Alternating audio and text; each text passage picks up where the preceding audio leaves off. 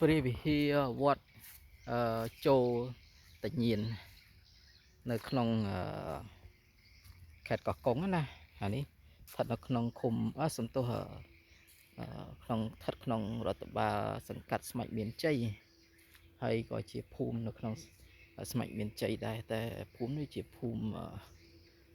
អានេះសារខ្ញុំមកនេះអត់ដែលតបមកថ្ងៃនេះជីដល់លេងក៏បានមកឃើញទៅក៏រចនាបថធ្វើរបៀបដូចប្រាសាទអញ្ចឹងបងមើលទៅលើមាននេះហើយសិលាចារឹកនៅនឹងក៏ដូចជា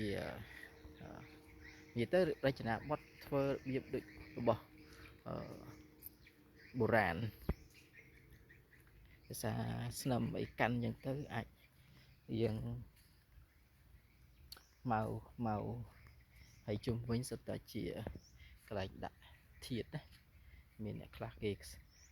បងប្អូនគេធូរធាងគេដាក់ធាតុរៀងធំទៅដូចនេះអីធំជាងគេអញ្ចឹងទៅ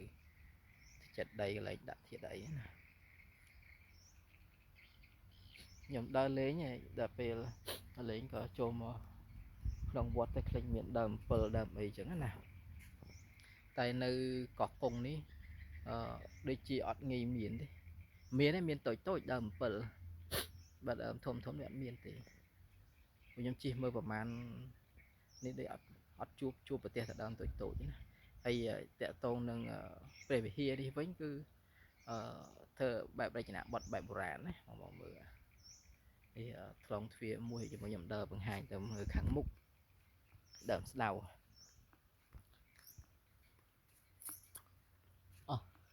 អស់ត្រួយមើលរបៀបប្រាសាទណាការសាងសង់របៀបដូចប្រាសាទ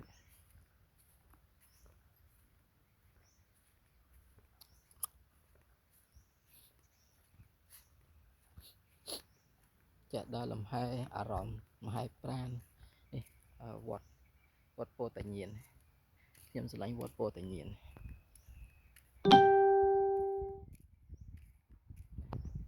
រៀងដូចប្រាសាទថ្ងៃនេះចំមកពីកើតមកអាចមើលអត់សូវច្បាស់